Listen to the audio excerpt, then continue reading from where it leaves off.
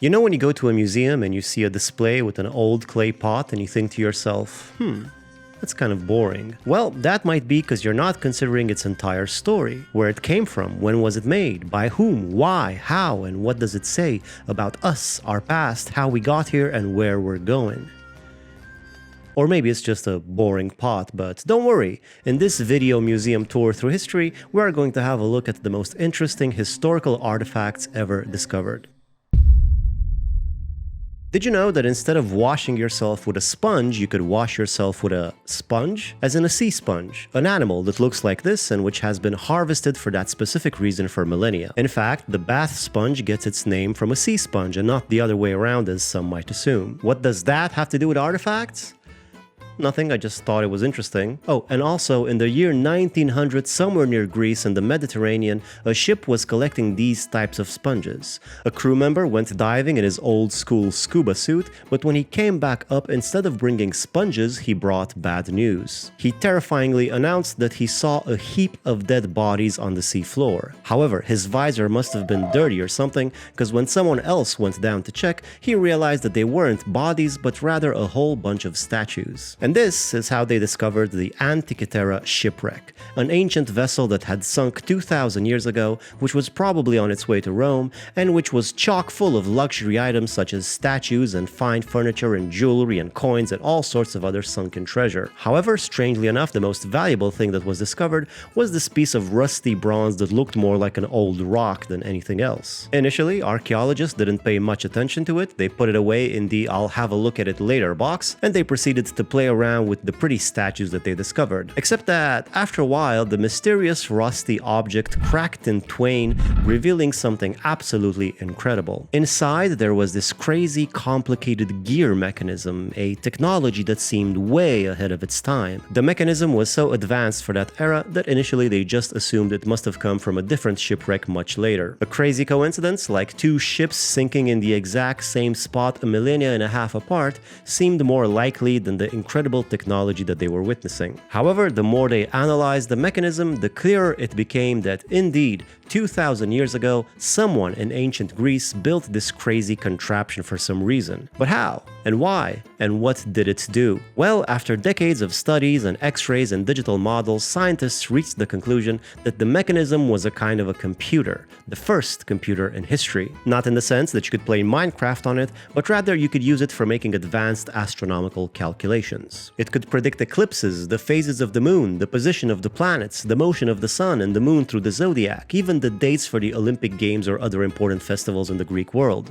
Basically, it was like a box that had all kinds of dials and readouts on the front and on the back. You would turn a crank on the side and select your date, and then the dials would show you what the sky looked like on that day. All the calculations were made by gears that were especially calibrated to spin the exact right amount as to indicate the correct answer on the machine's various outputs. You could even see what the moon would have looked like with this little black and white ball which would spin around to indicate the moon's phase on that date. Neat. The Antikythera mechanism was a real technological marvel, but before you start going down the ancient aliens rabbit hole, you should know the device was not perfect. The calculations were flawed because they were based on the astronomical knowledge of the ancient Greeks, which were pretty good but not perfect. The Greeks didn't have leap years, they only knew of 5 planets in the solar system, they didn't know about the precession of the equinoxes or even that the Earth orbited the Sun and not the other way around, the device being built on a geocentric model of the universe.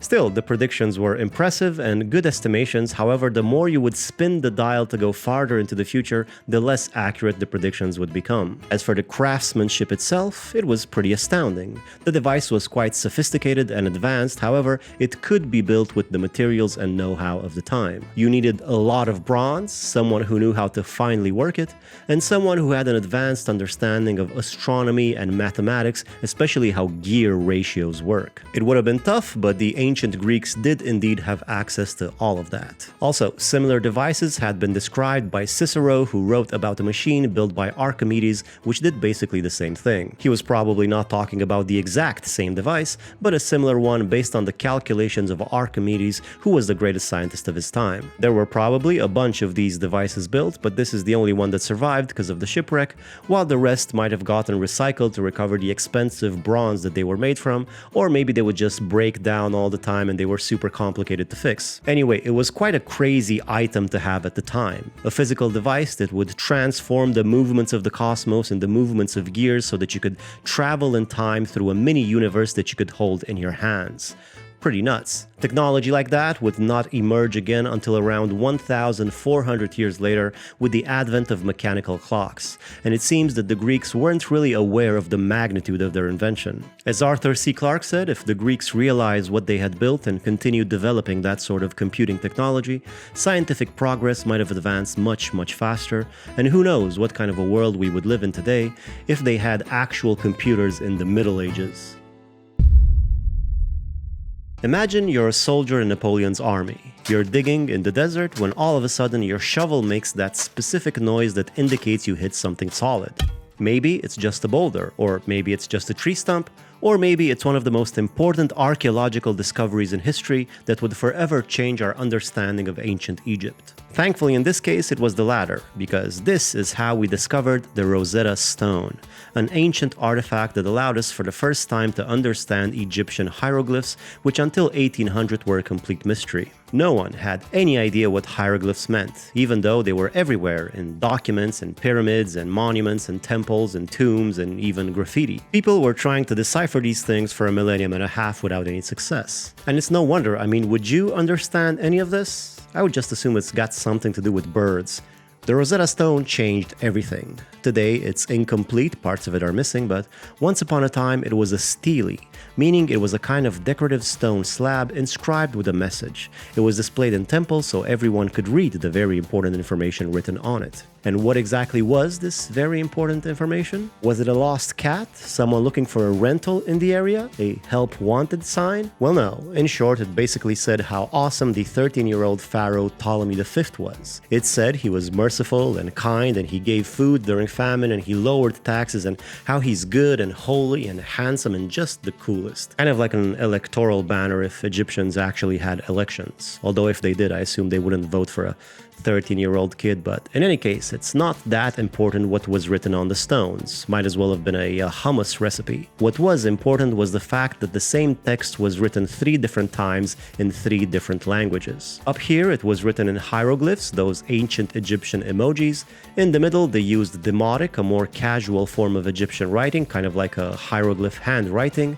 And at the bottom section, the text was written in ancient Greek, a language that lots of people understood who were neither Greek nor ancient. Comparing the Greek segment with the other 2, specialists were able to decipher both the hieroglyph and demotic scripts, 2 writing systems that had been complete mysteries to that point. This redefined everything we knew about ancient Egypt, from historical archives to religious texts to the day-to-day lives of people living at the time. The Rosetta Stone gave voice to an ancient civilization that had been silent for millennia. There are few artifacts, if any, that have had a bigger impact on our understanding of history, but then there are other artifacts who are interesting precisely because we don't understand them.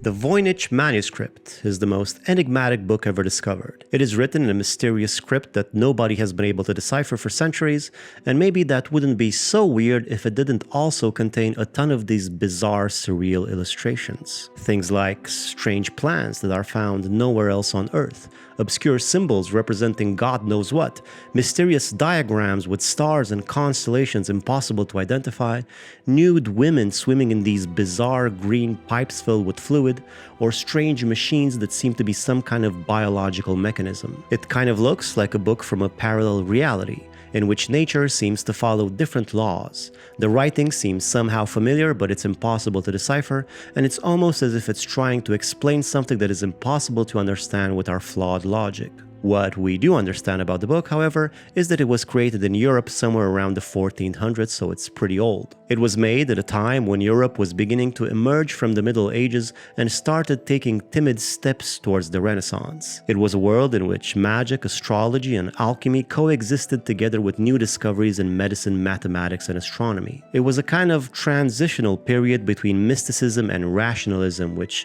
you can kind of feel in the manuscript as well. We don't know what happened to it in the first 200 years of its existence, but around 1600 it ended up in the hands of Rudolf II, Holy Roman Emperor, who was a known enthusiast of the occult and alchemy and all sorts of dubious things like that. As proof here, he is painted as fruit. From him, the book ended up with his doctor who wrote his name on it and who tried to decipher it but failed. Then it ended up at the university in Prague where they tried to decipher it but failed. Then they sent it to Italy to a Jesuit scholar skilled in hieroglyphs who tried to decipher it but guess what? Failed. The book most likely remained in Italy in the Jesuit archives of the Collegio Romano for about 200 years until it was put up for sale in 1912 and bought by a Polish collector named Wilfred Voynich. And what are the chances that the Voynich manuscript would end up in the hands of someone who is actually named Voynich? That is a crazy coincidence. Just kidding, the manuscript was named after Voynich, who knew a thing or two about old books, and he realized that he had something special on his hands, so he made efforts to popularize the manuscript and sent copies to a bunch of specialists to try to decipher it, but again, they all failed. After Voynich's death, the book ended up in the Yale University Library, where it remains today, still as mysterious as ever. And precisely because countless specialists have tried and failed to decipher it for centuries, even with modern technology, many people have come to believe that this book doesn't actually mean anything. Perhaps the letters are simply random symbols, just like the illustrations, which don't actually represent anything real, but are just made to look mysterious and intriguing. Perhaps it was a scam, maybe made by a medieval charlatan who knew that it would arouse interest and curiosity, which might just make an occultly inclined monarch pay a small fortune for the book, as seems to have actually happened with Rudolf II, who paid around 600 ducats or about 2 kilograms of gold for a collection containing this manuscript. Or maybe it's simply a hoax. Maybe it was made by a medieval joker, in which case it could be the best hoax in history because people are still trying to understand this thing and will probably keep doing so for a long time to come. Maybe the author has been laughing at us in the afterlife for centuries now. However, if it is a hoax, it would be a very expensive one. At that time, it was very difficult to create a manuscript like this. You needed serious resources, a lot of time and expertise, and generally support from the nobility or the church. I mean, with the money needed to create a manuscript like this, back then you could have bought yourself a small villa. And there's another problem with this theory. Detailed analysis have been done on the text and the words and the letters in the manuscript, and even if we don't understand what it says, it really does seem to say something, meaning it looks like a proper language. They aren't just random symbols. The text follows all sorts of statistical rules that are found in any language. For example, some letters appear more often than others, some letter combinations appear frequently while others don't appear at all, some formulations always appear at the beginning or the end of sentences, and some words only appear in certain sections of the book, which suggests different themes or chapters just like a real book. However, the strangest thing of all is that the text of the book follows what is called Zipf's law. I know, I couldn't believe it myself. Zipf's law states that if you take any text from any language and sort the words in order of frequency, you will see that the second most common word appears half as much as the first, and a third appears a third as much as the first, and so on, resulting in a distribution that looks like this. This rule is mostly valid for any natural language and is also valid for the text of the Voynich manuscript, leading many researchers to believe that it is a coherent writing system with grammar and internal logic. On the other hand, there are also statistical rules that the manuscript does not follow. Like for instance, there are many similar words written in close proximity that only differ by one letter. Kind of like if you were to write cat, bat, fat, mat, rat, chat, brat, and that might indicate that it's not such a real language after all. However, at the same time, the text is too sophisticated to have been written randomly, so it's quite strange. Some say it could be a real language that is unknown, others say it's a secret encryption of some kind, while still others say that it could have been made according to some kind of an algorithm using a sort of a template which could explain the statistical distribution of the letters. The most plausible theories are that if it's real, the book is a medieval herbal, meaning a book that tells you medicinal properties of different types of plants, and there were plenty of these types of herbals around in medieval Europe. Or maybe it's a book about women's health. That's why all the women appear bathing in the green liquid, which could be some kind of a thermal treatment. Or it could be a book written by an alchemist in a coded language and symbolic illustration so that its secrets can only be deciphered by the most skilled of other alchemists. Or maybe it's some kind of a esoteric, mystical encyclopedia intended for the initiated, combining astrology, biology, and spirituality. And then some believe it could be the result of a mental disorder. Glossolalia is the phenomenon in which people emit meaningless sounds or words, often in a state of trance or religious ecstasy. You know the thing, where it seems like something is speaking through you in an unknown language? Some say that maybe the entire book was written in a state like this, not speaking in tongues, but rather writing and drawing in tongues. Oh, and of course there is always the classic theory, it was aliens. Maybe the same ones that built that mechanism in Greece. Anyway, unless we find some kind of Rosetta Stone for the Voynich language, we might never know what it actually means. Maybe it was a mental illness or a lost language or an elaborate hoax made by someone with too much money and time on their hands. The Egyptians took their funerals very seriously. You know the old saying, you can't take it with you when you die? Well, the Egyptians believed the exact opposite of that. They buried the pharaoh surrounded by incredible wealth so that he could live in luxury for eternity. The tombs of the pharaohs were filled with treasures that most people could not even dream of. Tons of jewelry, statues, amulets, weapons, furniture, clothes, perfumes, wine, even food for the afterlife. The problem was that all of these goods were highly sought after in this life as well, so almost all of the Egyptian royal tombs were looted thousands of years ago, all of them except for one. In 1922, British archaeologist Howard Carter discovered a nearly intact royal tomb. It belonged to a lesser-known pharaoh at the time named Tutankhamun, who is pretty well known now, but at the time he was so insignificant that they accidentally covered his tomb in rubble while they were building a much larger tomb for a different pharaoh that they actually cared about. But precisely because it was buried, the tomb remained hidden for thousands of years, and when archaeologists finally unsealed the chambers, they were shocked by what they found. Inside, they discovered an incredible 3,000-year-old treasure. They found over 5,000 precious objects, weapons, statues, musical instruments, thrones, chariots, a lot of jewelry, a dagger made of meteorite, even a board game for a little afterlife entertainment. The pharaoh's mummy was in a golden coffin that was in another coffin, that was in another coffin, that was in another coffin, and so on, like a kind of nesting doll protected by 8 layers of coffins. And inside this crazy ensemble, on the actual mummy's head, they discovered probably the most famous historical artifact in the world, the Mask of Tutankhamun. Today, when you think of the word pharaoh or ancient Egypt itself, or maybe even the word artifact, this is probably the first image that comes to mind. Or at least it's the image that appears on Google when you search for these things. And for good reason. Tutankhamun's funerary mask is pretty crazy. It weighs 10 kilograms, it's made of solid gold, and it's decorated with semi-precious stones such as lapis lazuli, turquoise, or obsidian. The raw materials alone to make such a mask would cost about $2 million today, and that doesn't even include the craftsmanship, which is phenomenal even for today's standards. On its forehead, there is an eagle and a cobra, which together symbolize the union of northern and southern Egypt. On its shoulders and back, there are some hieroglyphs with a passage from the Book of the Dead, which thanks to the Rosetta Stone we now know is meant to guide his soul through the afterlife. Though still, I don't understand what that has to do with birds. On his head, he has a nemes, a headcloth that pharaohs wore to show how very important they were, almost like a kind of a crown. The long beard had a similar role, being something worn by pharaohs to demonstrate their pharaohness. And then there is the pharaoh's face, which wasn't exactly the pharaoh's face. Scans of the mummy showed that Tutankhamun looked something like this. He's not exactly Timothée Chalamet, but the discrepancy is due either to the fact that the face on the mask represents the god Osiris, or because the mask was originally meant for someone else, maybe even Queen Nefertiti, as some theories say. In fact, some believe that Tutankhamun's entire tomb was improvised last minute, as the teenage pharaoh died unexpectedly at just 19 years old. It's possible they did their best to quickly create a resting place befitting his rank, using a smaller burial chamber and hastily decorating it. Anyway, if this tomb and the treasures within it were made in a hurry, then you can only imagine what the tombs of the truly important pharaohs must have looked like.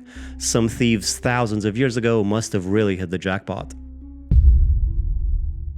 Imagine you're a shepherd looking for his lost goat. You come to a cave and throw a stone inside, but instead of hearing the bleating of a goat, you hear the breaking of a clay pot. Congratulations, you've just made one of the most important archaeological discoveries of the 20th century. Don't worry, we're gonna tell him that pot was already broken when you found it. This is what happened in the desert near the Dead Sea in the 1940s, and in that cave and others in the area, we eventually discovered 1,000 manuscripts over 2,000 years old. And not just any manuscripts. Many of them were texts from the Old Testament of the Bible.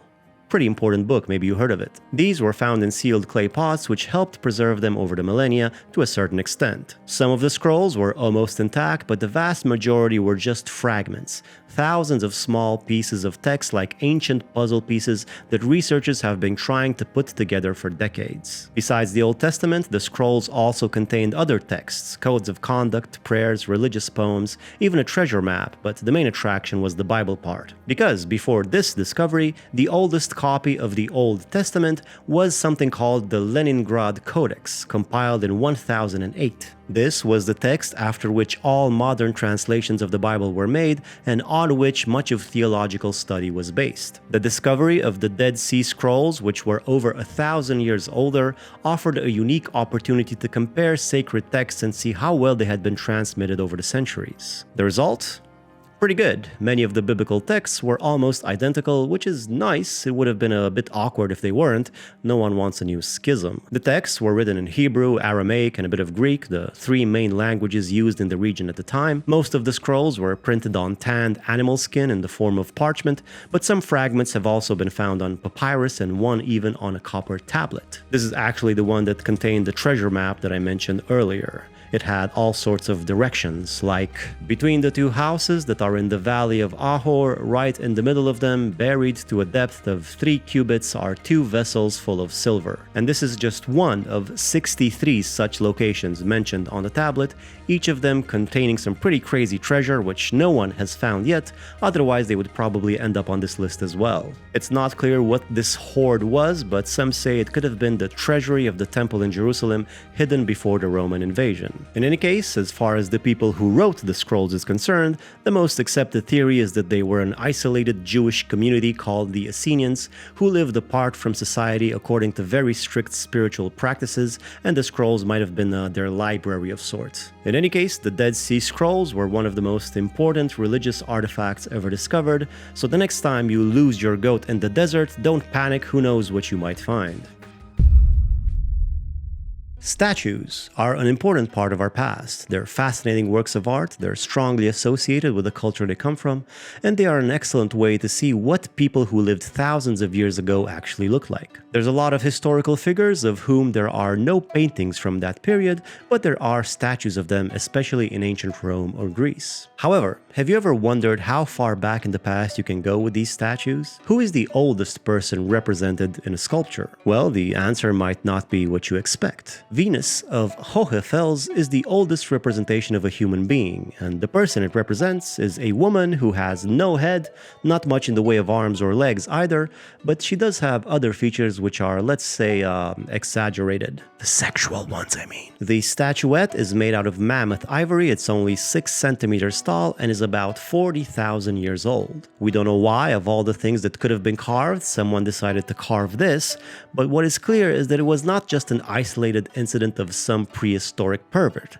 because it's not the only such statue ever discovered, this is just the oldest. In total, about 200 such figurines have been found with ages ranging from 10 to 40,000 years. There's a lot of examples, each with its own style, but all of them represent a woman with prominent sexual features. It's clear that these figurines had some kind of importance for many prehistoric civilizations, and we can't know for sure what their purpose was, but it probably wasn't the purpose that you're thinking of.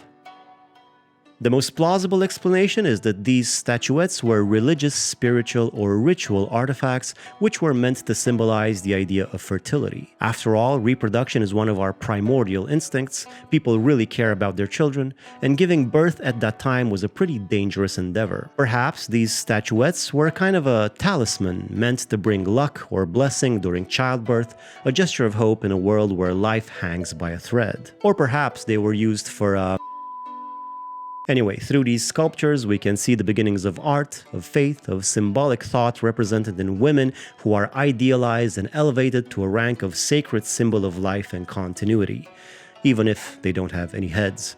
But don't worry, other artifacts have too much of a head. When you think of the world's oldest civilizations, you might think of things like Egypt, Babylon, or ancient China.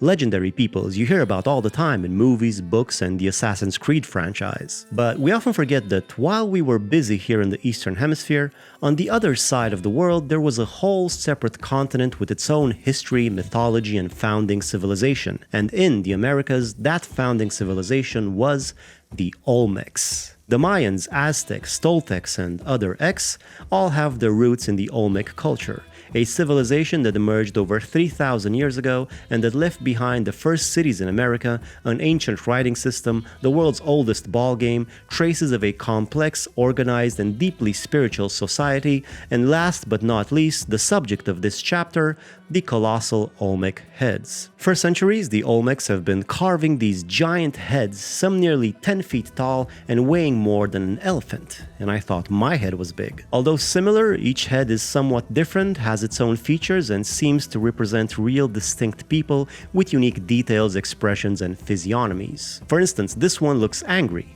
This one looks angry, but for a different reason. This one is smiling, this one looks like he ate something bad, and this one looks a little troubled, but that might just be the erosion. Anyway, we don't know who these people were or why they were carved, but since they're all wearing a helmet like this, there's a theory that maybe they might have been athletes. Remember when I said they invented the first ball game?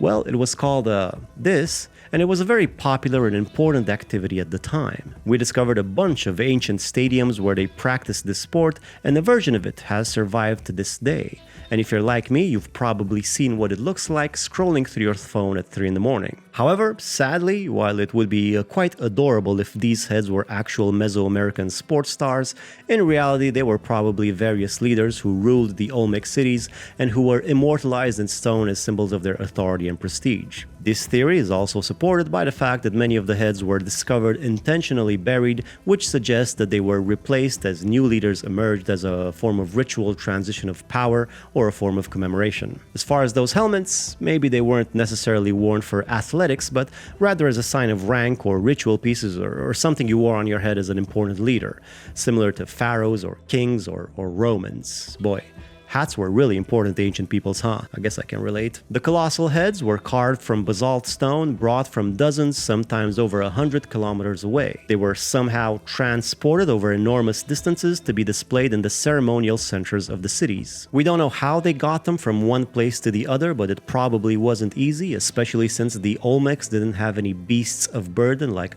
horses or donkeys or camels, and by the way, how cool does beast of burden sound?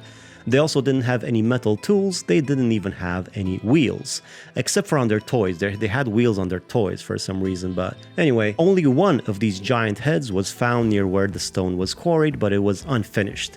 It's basically a head that they started to build, but then they said, you know what, I'm not carrying this thing 100 kilometers, this guy's not even in power anymore or something. However, all the statues did have flat backs, suggesting that they were placed in front of a wall, and probably to help with transportation too. You don't want a 40-ton boulder to be unstable when you're pulling on it. And while we don't know who these people were, we can only imagine what these colossal heads would have looked like in their heyday, painted and decorated, displayed alongside temples and altars and other ritual monuments in a setting full of color, music, and incense smoke 3,000 years ago in the first American cities. And now, towards the end at number 8, I'm starting to realize that it's hard to reduce all of history to just 8 artifacts, and I feel guilty that I'm deciding for the whole of humanity which 8 are the greatest. In this last chapter, I'll briefly mention other interesting artifacts which could have made the list or which I was too lazy to research more thoroughly. Things like the Lion Man from Hohenstein-Stadel, which is a statue almost as old as the Venus of Hohenfels, but instead of a headless woman, it's a person with the head of a lion. It was made 40,000 years ago and shows how even then prehistoric people had imagination, art, a possible form of religion, and the idea that a man could have the head of a lion. Even older is this 50,000-year-old drilled bone, possibly made by Neanderthals, which some believe is a flute and therefore the oldest musical instrument in the world. This, marked bone is considered the oldest mathematical instrument in the world, a kind of prehistoric calculator, not quite as impressive as the Antikythera mechanism, but it was designed to measure or calculate something. However, the oldest thing ever discovered that you can call an artifact are some carved stones that don't look very impressive until you consider that they were made over 3 million years ago, and not even by humans but by an ancestor of ours, most likely Homo habilis. Something more recent but at the same time ancient is the oldest boat ever discovered. It's a canoe that was carved from a big log 10,000 years ago by prehistoric people who were crazy enough to sail across the water. However, some of the most iconic boats are of course the Viking ones, and the Oseberg ship is probably the most beautiful Viking artifact we have. It's pretty well preserved because it was buried in a grave 1200 years ago. I don't know why we like to bury valuable things in graves so much, but regardless, it shows how Vikings were not only warriors but also incredible craftsmen. And if Vikings existed at the time, they would have probably loved to loot this almost 5,000-year-old statue from Ur, one of the oldest cities in the world, which is made of gold and precious stones and which shows a goat climbing a tree. Classic. Or perhaps these 3,600-year-old gold statues from Crete, which represent a woman holding snakes in her hands, probably some kind of goddess of nature or fertility. Or this 3,400-year-old golden horse that's pulling the sun, probably from east to west across the sky, and which also appeared on Danish money. But going back to ancient Egypt, obviously all sorts of interesting things have been discovered there too, including this capstone that was on top of the pyramid in Dashur. It is believed that all of the pyramids had something like this on top, but this is one of the few that has survived and it's in pretty good shape. Then there is this 3,000-year-old bust of Queen Nefertiti. It presents the likeness of one of the most famous queens in Egyptian history, the same one whose face might be on the mask of Tutankhamun, and you can kind of see the resemblance, I suppose. And Tutankhamun is not the only one who had the golden funerary mask. There's also this artifact called the Mask of Agamemnon, believed by some to be the mask of the mythological king Agamemnon who fought in the Trojan War. However, that is probably not the case, as the mask is 3,500 years old, more than it should be, and the mythological king Agamemnon was more mythological than real. And then there is this artifact, sometimes called the British Tutankhamun. It's an Anglo-Saxon ceremonial helmet from the 7th century. It contains all sorts of interesting inscriptions, and it was probably made for a king, although it's not clear which one, but I would assume it was probably one with a little tiny mustache. From ancient Rome, we can mention this 2,400-year-old cup made from a glass that changes color depending on how the light hits it, and which shows the legend of King Lycurgus, the only Roman artifact that uses this type of glass. In Germany, they discovered this 3,600-year-old disc, which is believed to be the first representation of the night sky. Another neat disc was this one found in Crete, just as old, but we don't know what it represents because the mysterious symbols on it have yet to be deciphered. And then we can mention things like the terracotta army of the first Chinese emperor, or the Moai statues of Easter Island, or the hundreds of rock spheres found in Costa Rica, which, although they're all interesting, it's hard to call them a single artifact, as they're collections of hundreds or thousands of pieces, and I couldn't bring myself to include them on the artifact list. Although I did include the colossal heads, I suppose, but those were only 17. I don't know, it's hard, guys, okay? We are often so caught up in our own problems and anxieties that we forget the grandeur of existence we live in and the vast, complicated history that has brought us to this point. We are, if I might be poetic, but a small drop in a huge ocean of history being carried by its waves. By observing the artifacts of the past, we can remember all those who came before us, what was important to them, the hardships they went through, the aspirations they had, and in general how strange and terrifying and beautiful it is to be a human. You know what else is beautiful? Subscribing to this channel. It will be quite a historic moment, I think. Just imagine thousands of years from now, archaeologists could be digging up your subscription in the sand. I mean, that could be you, studied in museums. I mean, I think it's worth it just for that.